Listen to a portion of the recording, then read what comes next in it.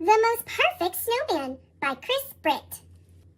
To my daughter Emily, the builder of the Most Perfect Snowman.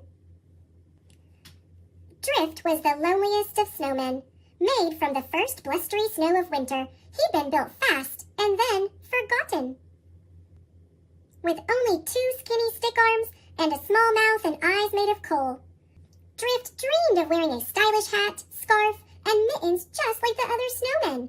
Most of all, he dreamed of having a pointy orange carrot nose. If only I had that, I'd be perfect, he thought.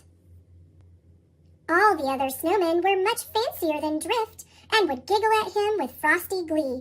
Nice nose, snazzy outfit, love your style.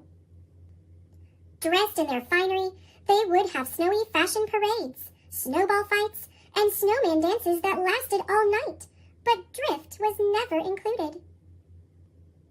So he spent his days alone, swooshing and sliding through the wintry woods, often stopping in the shadows to watch the others laugh and play.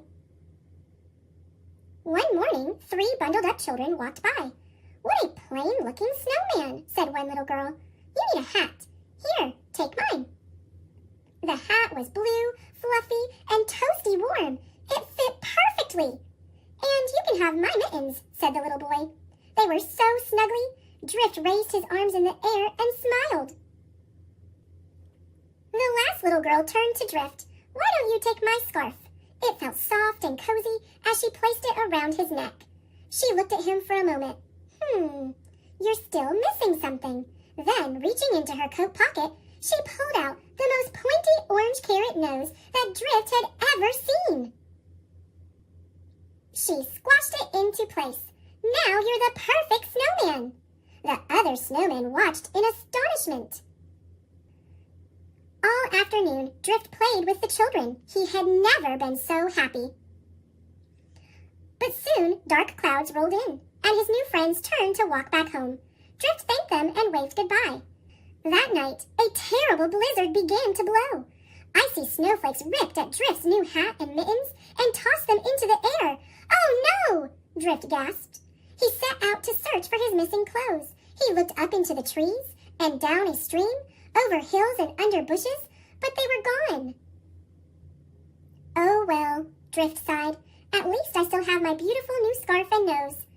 Then, through the howling wind, Drift heard a whisper soft voice. "I'm lost. Can you help me, please?" It was a tiny bunny. It looked frightened and shivery cold. The bunny needed a safe place to survive the night, but there was no shelter to be found. Drift took off his scarf and wrapped it gently around the bunny. "There! Now you'll stay warm." That's when he heard a faint growl. It was the bunny's tummy.